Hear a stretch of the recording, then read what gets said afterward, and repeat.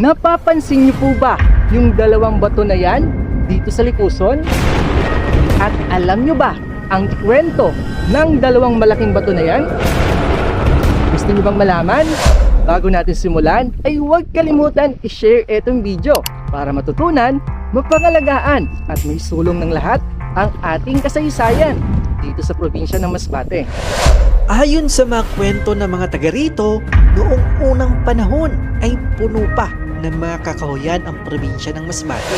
Maraming mga nagsisilakihang mga kahoy at ang mga tao ay bihira pa mag-uma o magsaka at nasa baybaying lugar lang sila nakatira.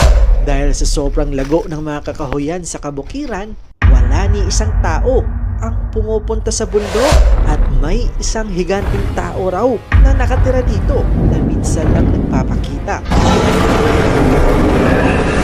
Na kung saan siya'y pabalik-balik dumadaan dito galing kabilang isla papunta dito sa Masbate.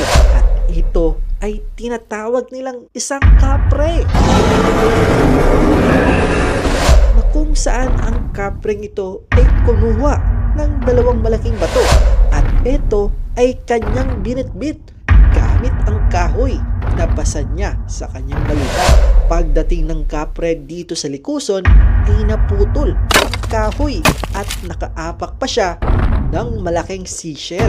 Dahil sa sobrang galit dahil siya'y nasaktan at nasugatan ang kanyang paa, tinapon niya ang shell na naapakan niya at ang paa niya ay masakit kapag ito'y kanyang dilakan. Kaya ang dalawang bitbit niyang malaking bato ay iniwan niya na lang dito. At pahanggang sa ngayon ay nandito pa na makikita sa Sitio Likuson na dinarayo ng mga tao dahil sa maganda at malinis nitong dagat na nakapalibot sa dalawang malaking bato. Kaya ang Likuson ay isa sa mga tourist attraction sa munisipyo ng Mubo, Masbate.